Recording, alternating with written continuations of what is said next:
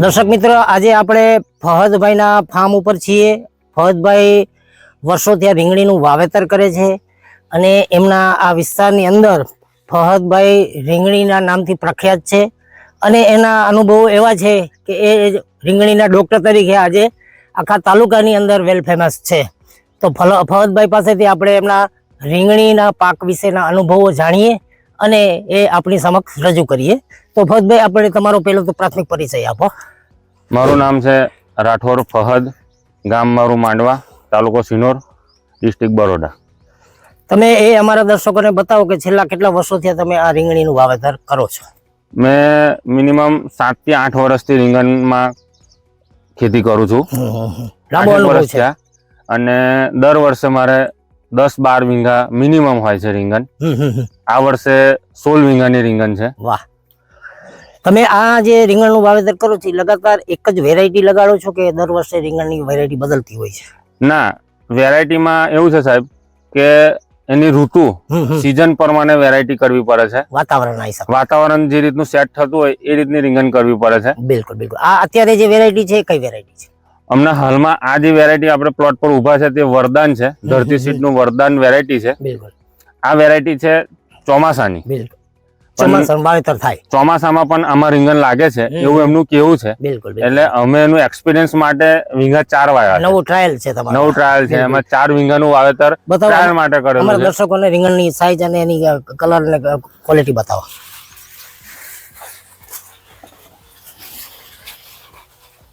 આમાં રીંગણનો ઉતારો બહુ સારો રહે છે.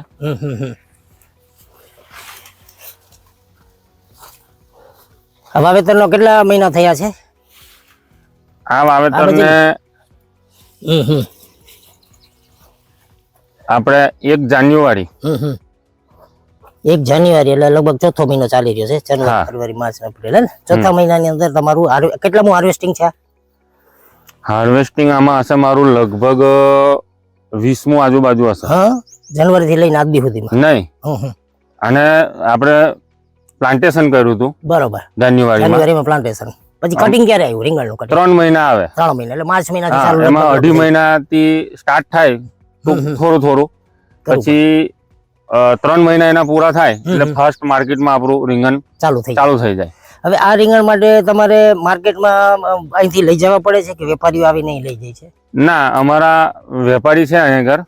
વેપારી કરીને આપણા લોકલ છે એ લોકો અહીંયા આગળથી આપણું જબલું લઈ જાય. બરોબર. અને ગાડી આપણી પેક કરે, એમને માર્કેટનો જે કઈ બી ભાવ હોય, તમારા જેવા 4-5 ખેડૂતોનો માલ ટૂંકમાં 4-5 ખેડૂતોનો હોય એટલે જબલાના જે બી કઈ પૈસા હોય એ આપણે એમને આપી દેવાના. એ લોકો આપણને માર્કેટમાં જઈ વેચી અને પરત પૈસા આપણને. ત્યાં તમારા વેપારી ફિક્સ છે? નહીં, વેપારી માર્કેટમાં આપણા ફિક્સ છે. જે દુકાનો છે એ દુકાનો પર આપણા એમને આપેલું છે કે અમુક દુકાન પર આપણે ઉતારવાના છે. એટલે એ લોકો દુકાન પર ઉતારીને એ લોકો આપણને બિલ ત્યાંથી આપી દે અને આ લોકોની જવાબદારી હોય છે કે આપણને બિલ લાવીને એમને આપણને. હવે આ રીંગણનો પાક એક સેન્સિટિવ પાક છે, એમાં રોગ અને જીવાતનો ઉપદ્રવ વધારે હોતો હોય છે. તો હું તમને એવું પૂછું છું કે ભાઈ ડ્રીપ ઇરિગેશન અને ખુલ્લા પાણીમાં બંનેમાં કેવો ફરક લાગે, કે કેટલું નુકસાન આમાં ઓછું જાય અને રોગ અને જીવાતનું પ્રમાણ કેટલું ઓછું આવે ડ્રીપના હિસાબે? આમાં ડ્રીપમાં કરો તો ઘણા બધા ફાયદા છે જેના આપણે કહી શકીએ અને એની કરીએ વાતો તો ઓછી પડે. છૂટા પાણીની પણ મારી પાસે ઓલરેડી રીંગણી હમણાં હાલમાં બી છે. એનો પણ અનુભવ છે અને આનો પણ અનુભવ. પહેલા તો આમાં કચરું જ ના થાય. હા, બિલકુલ. અહીંયા આગળ તમે જોઈ શકો છો, બતાવો છો, બિલકુલ સાફ રહે. ડ્રીપ નો ફાયદો આ છે કે પ્લાન્ટને જ પાણી મળે અને પાણીની બચત થાય. પ્લસ કે અહીંયા આગળ જે ઈયરમાં રોગ અને જીવાત, આમાં રીંગણમાં સૌથી વધારે વ્હાઇટ ફ્લાય અને ઈયર, એનો પ્રશ્ન એટલો બધો હોય છે કે માણસ ખેડૂત હેરાન થઈ જાય. બરાબર છે. હવે ડ્રીપમાં પાણી આપવાથી શું છે કે જમીન ઠંડી નહીં રહેતી. જે વચમાં જે જમીન ઠંડી રહેવી જોઈએ ઠંડી નથી રહેતી વચમાં, અને પ્લાન્ટ પર જ પાણી રહે છે. એટલે વચમાં પહેલો પ્રશ્ન તો કચરાનો રહે છે. બિલકુલ તમે જોવો છો આમાં 4 મહિનાથી ઓલરેડી ખેતી ચાલુ છે પણ આમાં તમને કચરું કોઈ જગ્યાએ જોવા નહીં મળે. અને બીજો ફાયદો એ છે આપણો કે જે ઈયરના ઈંડા જે હોવા જોઈએ એને પાણી મળે એટલે એને જીવન મળે છે, તે આપણે એને પ્લાન્ટમાં જ આપીએ છીએ. એટલે વચમાં તે જઈ શકતી નહીં અને અહીં હોય છે તે અમે એની જંતુનાશક દવાથી એને એટલે કરીએ છીએ. કઈ નહીં તો 30-40% નો ઉત્પાદનમાં ફરક પડે છે અને રોગ જીવાતની સામે તમારે 50% નો ઉત્પાદનમાં ફરક પડે. મેં મારું પોતાનો એક્સપિરિયન્સ છે, લોકો જે વાત કરતા હોય, બાકી ડ્રીપમાં આપણને 50% નો ફાયદો છે. બિલકુલ મારું પોતાનું હમણાં બાજુમાં બી પ્લોટ છે, તે છૂટા પાણીનો છે. બિલકુલ આમાં મિનિમમ આપણે મેં ડ્રીપના વર્ષોથી મારો એક્સપિરિયન્સ છે, 53 મણનું રીંગણું ઉતારેલું છે એક વીંગામાંથી. 53 મણ 2 દિવસના આતરો, આજે તોડ્યા એટલે વચમાં 2 દિવસ છોડી અને ડ્રીપમાં 53 મણનો ઉતારો 2 દિવસના આતરે મેં લીધેલ છે. હાઈએસ્ટ એટલે તમે તાલુકામાં કોઈ નહીં લીધું. ડોક્ટર એટલે જ કહે છે તમને. અને છૂટા પાણીમાં નહીં નીકળતું. 20 થી 20 મણ, 18 મણ, 20 મણ બેરા નીકળે છે. અહીંયા આપણે જોઈ શકીએ છીએ કે ફરહતભાઈએ ડ્રીપ ઇરિગેશન સિસ્ટમ લગાડેલી છે. ડ્રીપ ઇરિગેશન સિસ્ટમની અંદર રીંગણનું વાવેતર કરેલું છે અને જુઓ છો ભેજનું પ્રમાણ પણ છે અને સાથે સાથે રીંગણની ક્વોલિટી. ફરહતભાઈ પકડો. હા, સારામાં સારી ક્વોલિટીના રીંગણ, એક નંબર. ચમક બી અલગ છે ફરહતભાઈ. લાઈટ બજારમાં ભાવ આવે એવી લાઈટ છે. હા, બજારમાં વેરાયટી ચાલે છે અને આપણને બહુ સારો ફાયદો છે રીંગણમાં. અને તમે કહ્યું 7-8 વર્ષનો અનુભવ છે એટલે રીંગણની હરગે હા, દર વર્ષે સાહેબ મારે રીંગણ મિનિમમ 15 વીંગા 12 વીંગા હોય જ છે. ઈ છે અને હરિયાળી જોતા. અને મેં તો ખેડૂતોને સલાહ આપીશ કે ભાઈ ડ્રીપ કરો અને રીંગણ કરો તો બેસ્ટ રહેશે. કેમ કે મારું પોતાનો એક્સપિરિયન્સ છે. બાજુમાં જ છૂટા પાણીની રીંગણ છે, તમે બતાવી શકો છો. આમાં હાઈટ જોવો, આટલી હાઈટ છે. ઉતારો આમાં બેસ્ટ છે. હાર્વેસ્ટિંગ ચાલુ જ છે આપણું. આમાં છૂટું પાણી છે. લાઈન ઊંચી કરીને બતાવો.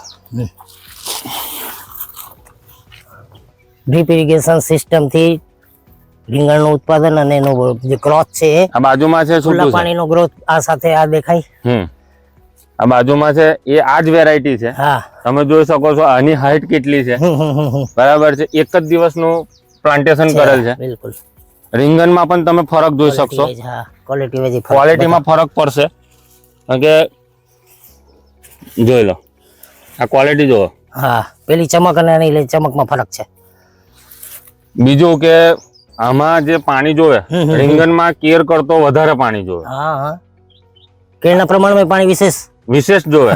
પણ એમાં એવું જોવે છે કે એને ભેજ જોવે. ભેજના પ્રમાણમાં જોઈએ. કેરમાં ગમે તેટલું પાણી હોય તો ચાલી શકે છે, પણ આમાં ભેજ વાળી સિસ્ટમ છે. ભેજ જોવે, આમાં ભેજ ઘટી જાય છે. બિલકુલ. અને જો આને વધારે છૂટું પાણી આપવા જઈએ છે તો ઉતારો નહીં આવતો રીંગણમાં.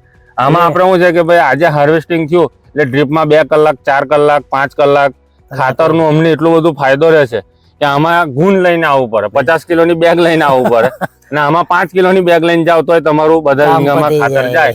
એટલે આપણે ખેડૂતોને સમજાવીશું કે ભાઈ ડ્રીપ કરી અને રીંગણ કરશો તો આ ફરક તમને જોવાય જ છે. સાથે જ છે. આમાં હાઈટ અને હાર્વેસ્ટિંગ બહુ પાવરફુલ છે. આમાં અમે થાકી જઈએ છીએ. હવે ફરહતભાઈ, તમારા 7-8 વર્ષનો શાકભાજી અને મેં ખાસ સ્પેશિયલ એક આઈટમ રીંગણના વાવેતરમાં અનુભવ છે, તો તમે અમારા દર્શકોને રીંગણનું યદિ વાવેતર કરતા હોય તો એને શું સલાહ આપશો? રીંગણના વાવેતર કરો તો મારી સલાહ તો એ છે કે પહેલા તો એના મોસમ જે વાતાવરણ સેટ થાય એવું પ્લાન્ટેશન કરો, એવા ટાઈમ પર કરો. પ્લસ કે છૂટા પાણીની રીંગણ ના કરશો. મારો પોતાના વર્ષોના એક્સપિરિયન્સ છે. મારે દર વર્ષે રીંગણ વધુ હોય છે, એમાં 2-5 વીંગા તો છૂટા પાણીની બી હોય છે. એમાં ક્વોલિટીથી લઈને બધી વસ્તુમાં પ્રશ્ન, ખાતર ચરાવવામાં બી તકલીફ પડે છે. ડ્રીપ પર કરશો તો તમને ઉતારાનું બેનિફિટ રહેશે, પ્લસ કે કચરું નહીં હોય. બીજું કે જંતુનાશક દવાનો પણ ઉપયોગ ઓછો કરવો પડે છે ડ્રીપમાં. વેસ્ટેજ ઓછું આવશે. હા, ખરાબ. એનું કારણ છે કે ભેજ હોય છે તે રીતનું બધી રીતમાં આપણને સારું ડ્રીપ કરી અને પ્લાન્ટેશન કરો તો બહુ બેસ્ટ રહેશે. સરસ ફરહતભાઈ, ખૂબ ખૂબ આભાર. આપણે અમારા દર્શકોને એક સરસ રીંગણી વિશેની તમારા અનુભવો અમારા દર્શકો સાથે શેર કરવા આપણો ખૂબ મિત્રો આપ જોઈ રહ્યા છો કે ફરહતભાઈના ખેતરમાં અત્યારે લાઈવ કટિંગ થઈ રહ્યું છે રીંગણનું. અને મારા તથા ફરહતભાઈના હાથમાં જે રીંગણ છે એ રીંગણની ક્વોલિટી કંઈક આવી છે, તમે જોઈ શકો છો. દર્શક મિત્રો, આ એક અમારો નાનકડો પ્રયાસ હતો. ફરહતભાઈ કે જે છેલ્લા 10 વર્ષથી રીંગણીનું વાવેતર કરે છે અને એના વિસ્તારની અંદર રીંગણીના ડોક્ટર એવું ઓળખાય છે, અને તમારા સુધી આ માહિતી આપી. ભવિષ્યમાં તમને રીંગણીની ખેતીની અંદર આ માહિતીમાં અનુકૂળ આવશે અને ઉપયોગી થશે એવી અભ્યર્થના સાથે આપ બધાને વિનંતી કરું છું કે અમારો આ વિડીયો જો તમને પસંદ આવે તો અમારી ચેનલને લાઈક કરો, શેર કરો અને સબસ્ક્રાઈબ કરો.